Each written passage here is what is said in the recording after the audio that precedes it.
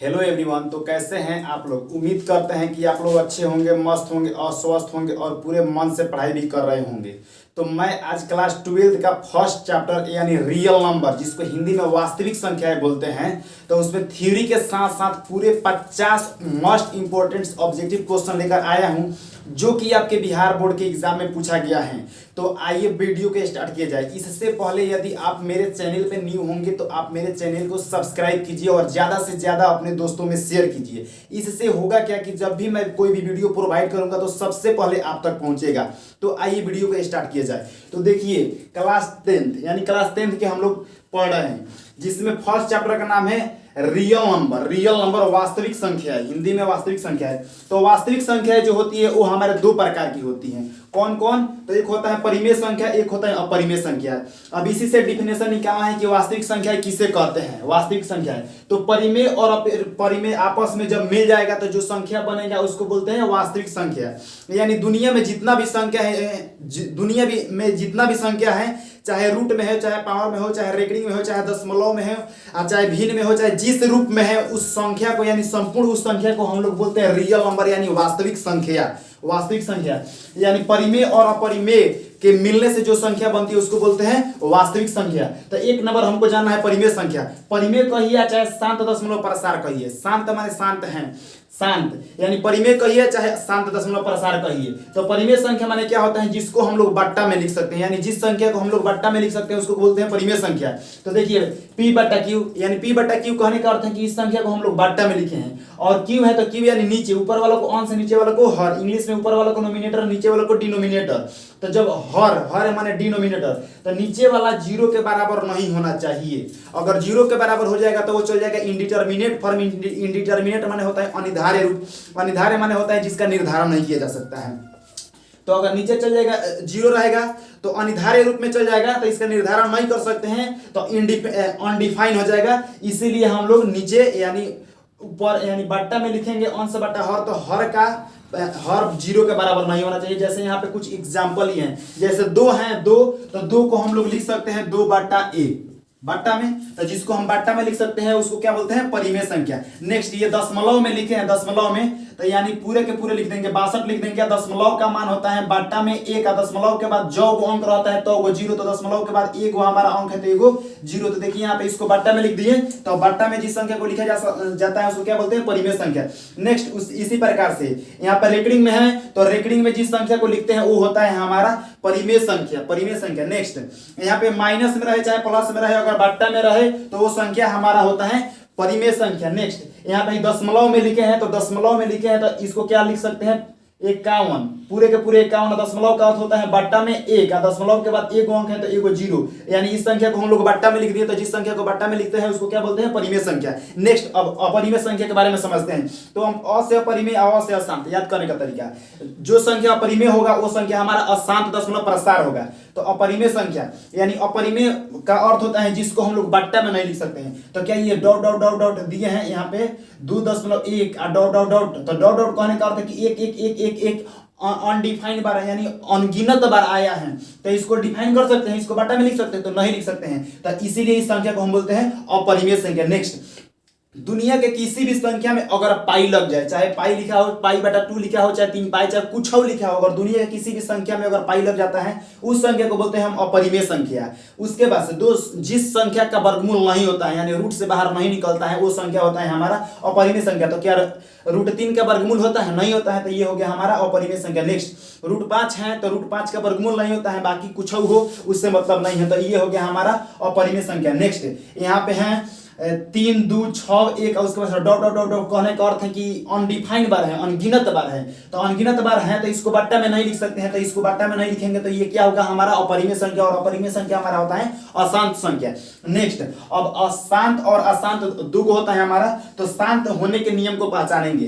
तो हर माने क्या होता है हर, जैसे यहाँ पे लिख देंगे 1/2, तो ऊपर वाला को बोलते हैं अंश और नीचे वाला को बोलते हैं हर, नीचे वाला को बोलते हैं हर। तो हर है तो अगर हर माने नीचे वाला, तो अगर नीचे वाला का घात माने पावर, अगर 2 के पावर कुछ भी होगा, 2 के पावर कुछ भी होगा तो वो हो जाएगा हमारा शांत, पहले का नियम। 2 नंबर अगर हर माने ऊपर माने अंश बटा हर, यानी नीचे वाला का घात अगर कुछ होगा माने 5 के पावर कुछ भी होगा, 5 के पावर अगर कुछ भी होगा तो वो क्या होगा हमारा शांत, दशमलव प्रशांत। नेक्स्ट, अगर हर का घात अगर 2 के पावर कुछ हो चाहे 5 के पावर कुछ हो, माने n देने का अर्थ है कि n माने यहाँ पे नंबर होगा, कोनो ना कोनो नंबर होगा। तो अगर 2 के पावर चाहे 5 के पावर कुछ होगा तो ये होगा हमारा शांत होने का नियम। आइए अब हम लोग क्वेश्चन की ओर बढ़े। देखिए फर्स्ट नंबर हमारा क्वेश्चन है √3 है। तो आप लोग को बता दिए कि जो रूट से बाहर नहीं निकलेगा वो संख्या हमारा अपरिमेय होगा, और जो हमारा रूट से बाहर निकल जाएगा वो संख्या हमारा परिमेय होगा।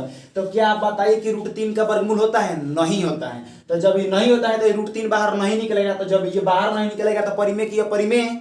अपरिमेय, अपरिमेय। तो इसका राइट आंसर हो जाएगा हमारा option number B, option number B होगा। नेक्स्ट, अब 2 नंबर क्वेश्चन है हमारा √5 है। तो √5 है तो क्या आप बताइए कि √5 है तो √5 का वर्गमूल होता है?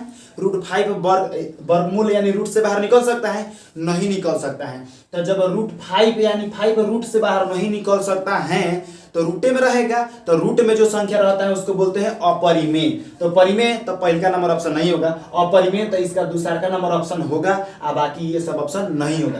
अब आइए हम 3 नंबर क्वेश्चन की तरफ चलते हैं। तो देखिए 3 नंबर हमारा क्वेश्चन बोल रहा है 3 - √3। तो आप बताइए रूट के आगे चाहे पीछे प्लस में चाहे माइनस में चाहे बाटा में जिस रूप में हो, लेकिन रूट बाहर आना चाहिए। रूट के अंदर वाला जो संख्या है वो रूट से बाहर निकलना चाहिए। तो अगर जो संख्या रूट से बाहर निकल जाएगा वो होगा हमारा परिमेय। अगर रूट के अंदर आ जाएगा नहीं निकल पाएगा, उसका वर्गमूल नहीं हो पाएगा, तो उस संख्या होगा हमारा अपरिमेय।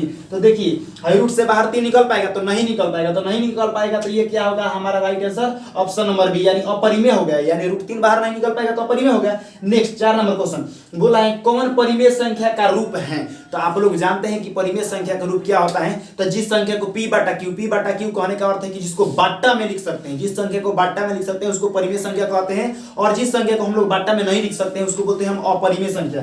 तो देखिए गुना में है p/q, तो गुना में होगा? नहीं होगा।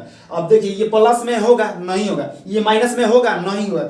लेकिन ये बाटा में है, तो ये बाटा में है तो ये हो जाएगा हमारा परिमेय संख्या का रूप। नेक्स्ट 5 नंबर क्वेश्चन है 4.2372 है। तो एक बात बताइए आप लोग, यहाँ पे और यहाँ पे डॉट डॉट डॉट डॉट है। तो आप लोग को जब थ्योरी में बताए थे कि अगर संख्या में डॉट डॉट डॉट डॉट रहेगा तो अनंत रहेगा, अनंत। तो अनंत रहेगा तो वो हमारा अशांत होगा। तो अ से अशांत, अ से अपरिमेय। तो यहाँ पे अ से अशांत, अ से अपरिमेय वाला कौन ऑप्शन दिखाई दे रहा है? यहाँ पे डॉट डॉट डॉट है? नहीं है। तो नहीं है माने ये इतना संख्या है। तो इतना जब संख्या है तो हम लोग इसको एक और रूप में भी लिख सकते हैं। इसको जैसे यहाँ पे 4 2 3 7 2 है तो इसको कंप्लीट लिख सकते हैं। उसके बाद से दशमलव का अर्थ होता है बाटा में 1, और दशमलव के बाद कौन को संख्या है तो 1 2 3 4, तो 4 को संख्या है तो यहाँ पे लिख सकते हैं 4 को 0। तो आप लोग बताइए कि इसको संख्या को हम लोग बाटा में लिख दिए।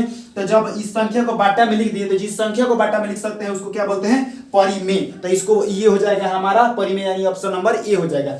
नेक्स्ट 6 नंबर क्वेश्चन बोल रहा है कौन अपरिमेय संख्या है? अपरिमेय संख्या है।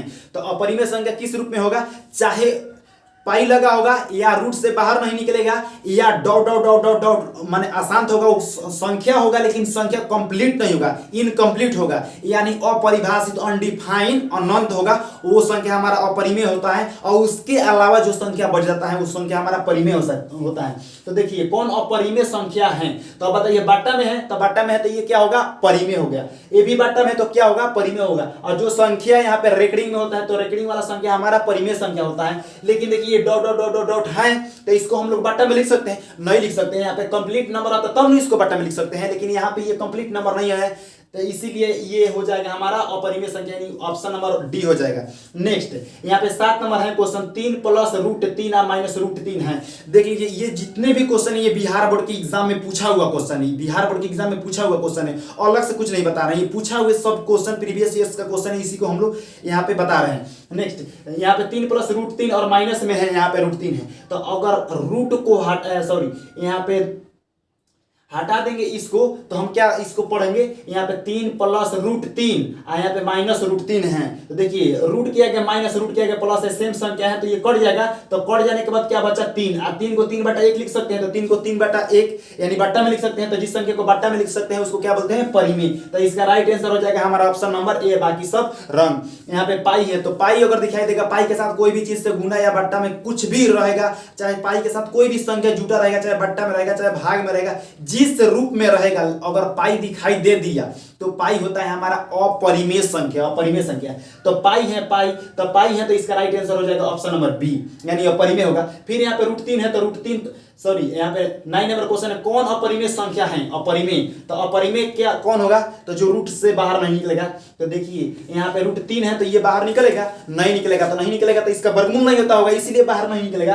तो इसका राइट आंसर हो जाएगा हमारा ऑप्शन नंबर ए, यानी √3 हमारा अपरिमेय संख्या होगा। उसके बाद से 16 है तो 16 का वर्गमूल 4 होता है। यहाँ पे 4 है तो 4 का वर्गमूल होता है 2, 1/2, ये भी बाटा में है। तो ये क्या हो जाएगा? ये तीनों बी सी डी ये हो जाएगा हमारा परिमेय संख्या। तो परिमेय संख्या हो जाएगा, यानी ये ऑप्शन नहीं होगा। 10 नंबर क्वेश्चन है π/2। तो फिर यहाँ पे पाई वाला क्वेश्चन आ गया था। पाई वाला कोई भी क्वेश्चन होगा तो वो हमारा हो जाएगा अपरिमेय, यानी इसका राइट आंसर हो जाएगा option number B. Next 11 number question है, कौन सी संख्या अपरिमेय है? अपरिमेय है तो अपरिमेय कौन सी है? आप लोगों को तो कंडीशन बता दिए है, जिस संख्या को हम लोग बट्टे में नहीं लिख सकते हैं, चाहे जो डॉट डॉट डॉट डॉट बार बार अनगिनत बार रहेगा एक संख्या, यानी कंप्लीट नहीं रहेगा, इनकम्प्लीट रहेगा, या जो रूट से बाहर नहीं निकल सकता है वही होगा। तो देखिए 9 है तो 9 का वर्गमूल क्या होता है? 381 का वर्गमूल होता है हमारा 9। तो ये संख्या हमारा बाहर निकल जाएगा तो बट्टा में हो जाएगा। तो ये कौन सी संख्या हो गया? परिमेय। नेक्स्ट यहाँ पे 36/64 रूट के अंदर है तो 36 का वर्गमूल हो जाएगा 6 और 64 का वर्गमूल होगा 8, 8 8 64, अच्छा 36। ये 7 है तो इसमें रूट नहीं लगा हुआ है। लेकिन 49 है तो 49 बाहर निकल जाएगा, तो 49 का वर्गमूल हो जाएगा हमारा 7। तो ये बाहर निकल गया, तो जो बाहर संख्या निकल जाएगा रूट के अंदर से हो जाएगा हमारा परिमेय संख्या। लेकिन डी नंबर ऑप्शन देखिए √3 का वर्गमूल होता है? नहीं होता है। तो जब इसका वर्गमूल नहीं होता है तो ये हो जाएगा हमारा अपरिमेय संख्या, यानी राइट आंसर हो जाएगा option number D. Next number question 12 number question है, 2 पाई है तो 2 पाई तो दुनिया की किसी भी संख्या में आप लोग से बता दिए हैं कि अगर पाई लग जाता है तो वो संख्या क्या होता है? हमारा अपरिमेय। तो देखिए इसमें पाई लगा है तो कौन सा इसका राइट आंसर हो जाएगा? तो ऑप्शन नंबर बी हो जाएगा इसका राइट आंसर। आइए अब हम लोग 13 नंबर क्वेश्चन की ओर चलें और देखें कि ये किस प्रकार का क्वेश्चन है। तो 13 नंबर क्वेश्चन बोल रहा है, कौन सी संख्या अपरिमेय नहीं है? अपरिमेय नहीं है माने परिमेय है। जब अपरिमेय या तो परिमेय हो सकता है या तो अपरिमेय हो सकता है। तो बोल रहा है अपरिमेय नहीं है, तो अपरिमेय नहीं है माने परिमेय है। तो परिमेय है तो वो संख्या बट्टा में होना चाहिए, ठीक, या रूट से बाहर निकलना चाहिए। तो देखिए किस प्रकार का है, जैसे रूट के अंदर 2 है 3 है तो रूट के अंदर 2 है तो 2 का वर्गमूल होता है? नहीं होता है। तो नहीं होता है तो ये पहला नंबर नहीं हो पाएगा। उसके बाद से पाई, तो पाई एक अपरिमेय संख्या होता है। ये बोला है अपरिमेय नहीं होना चाहिए माने परिमेय होना चाहिए, तो ये पाई एक अपरिमेय संख्या होता है। उसके बाद से √7/√13 है तो √7 जब एक वो नहीं निकल पाएगा तो बाकी चेक करने की जरूरत नहीं है, यानी √7 का वर्गमूल नहीं होता है। आगे बढ़े आगे, तो यहाँ पे है 3√27/√48। तो इसका राइट आंसर हो जाएगा हमारा ऑप्शन नंबर डी, यानी इसको इस प्रकार से भी लिख सकते हैं। 27 को हम इस प्रकार से भी लिख सकते हैं, 27 को 3 × 3 × 3। तो 2 जब सेम संख्या रहता है रूट के अंदर तो वो बाहर निकल जाता है। तो √3 2 है तो 2 रूट से बाहर निकल जाएगा। ये भी क्या हो जाएगा? 48 को यहाँ पे तोड़ेंगे फैक्टर तो क्या हो जाएगा? यहाँ पे 2 दूना 4 और 2 चौका 8, 12 दूना 24 और 2 छक्का 12 और 2 तिया 6। तो 2 सेम संख्या है तो 2 सेम संख्या है तो एगो बाहर निकल गया। फिर 2 सेम संख्या है तो एगो बाहर निकल गया। तो बचा क्या? √3 और √3 से √3 बाहर कट जाएगा, ये रूट से बाहर निकल गया। तो ये हमारा ऑप्शन नंबर डी हो जाएगा आंसर। नेक्स्ट 14 नंबर क्वेश्चन बोल रहा है, कौन अपरिमेय है? तो अपरिमेय कौन है? तो देखिए 49, ऑप्शन नंबर ए है 49/9। तो 49 का वर्गमूल होता है 7 और 3 9 का वर्गमूल होता है 3। तो ये हो जाएगा हमारा परिमेय, लेकिन अपरिमेय चाहिए। अब देखिए 2.5, अब बताइए 2.5 होगा और 25 हो सकता था, तो अब 25 होता तो ये परिमेय होता, लेकिन 2.5 है तो इसको तोड़ेंगे तो कहियो नहीं परिमेय हो पाएगा। तो जब ये परिमेय नहीं हो पाएगा तो क्या परिमेय नहीं हो पाएगा तो क्या होगा? अपरिमेय, यानी 14 का राइट आंसर हो जाएगा हमारा option number B. Next 15 number question बोल रहा है, कौन अपरिमेय संख्या है? अपरिमेय है। तो अब देखिए ऑप्शन नंबर 1 को चेक कीजिए, √2 यहाँ पे प्लस में, √2 माइनस में। तो √2 माइनस में, √2 प्लस में, तो बढ़ जाएगा तो क्या बचेगा? 0। और 0 को हम लोग 0/1 लिख सकते हैं। तो जिस संख्या को बट्टा में लिख सकते हैं वो क्या होगा? हमारा परिमेय।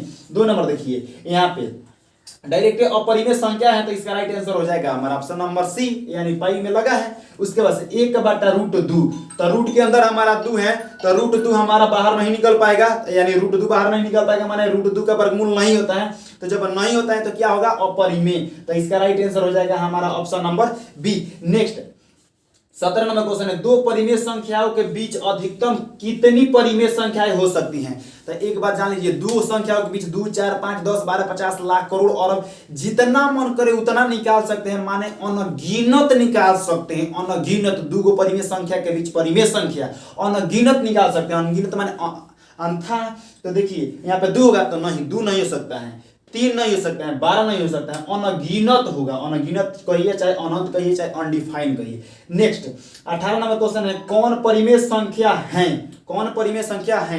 यानी देखिए ऑप्शन नंबर ए बोला है 3√3, तो रूट से बाहर नहीं निकलेगा, तो √3 का वर्गमूल नहीं होता है, तो जब √3 का वर्गमूल नहीं होगा तो ये हो जाएगा हमारा अपरिमेय। नेक्स्ट √5 है ऑप्शन नंबर बी, तो √5 बाहर नहीं निकल पाएगा, तो ये हो जाएगा हमारा अपरिमेय। उसके बाद है देखिए √2 से √2 कट जाएगा तो क्या बचेगा 2/3, तो जब 2/3 माने बाटा के रूप में आ जाएगा तो ये क्या हो जाएगा हमारा परिमेय। तो 18 का राइट आंसर हो जाएगा हमारा option number C. Next 19 number question बोल रहा है, कौन परिमेय संख्या है? परिमेय संख्या है तो देखिए कौन है, √7 है, तो √7 बाहर नहीं निकल पाएगा, बाहर नहीं निकल पाएगा, यानी √7 का वर्गमूल नहीं होता है।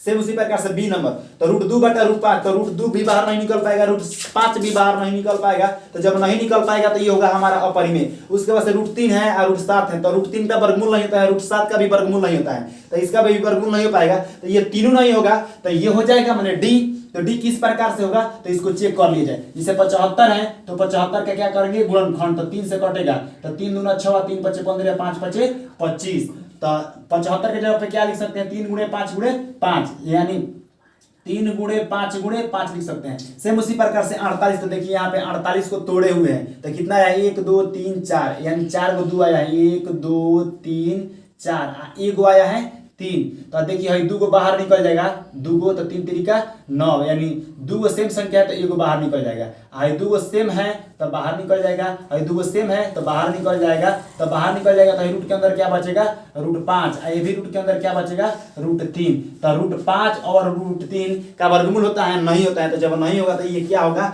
हमारा परिमेय, सॉरी √5 और √3 है तो ये 3 से कटना चाहिए, 3 से कटेगा, तो √3 से 3 कट जाएगा, तो ये हो जाएगा हमारा परिमेय। नेक्स्ट 20 नंबर क्वेश्चन बोला है, कौन अपरिमेय संख्या, अपरिमेय संख्या है, अपरिमेय, तो अपरिमेय, अब अपरिमेय चेक करना है तो ऑप्शन नंबर ए है हमारा √9, तो √9 का वर्गमूल होता है 3, आप 20 है तो 20 को तोड़ेंगे, 20 को तो ऐसे हो जाएगा 2 गुणे 2 गुणे 5, यानी 2 दूना 4 5 20, तो ये 2 सेम संख्या है नहीं आ पाया है, एक और 5 रहता तब न परिमेय होता, लेकिन नहीं आया है तो ये हो जाएगा हमारा अपरिमेय, यानी राइट आंसर हो जाएगा ऑप्शन नंबर बी। 25 है तो 25 का होगा 5 5 25, 49 का होगा 7 7 49, उस सब का वर्गमूल होता है।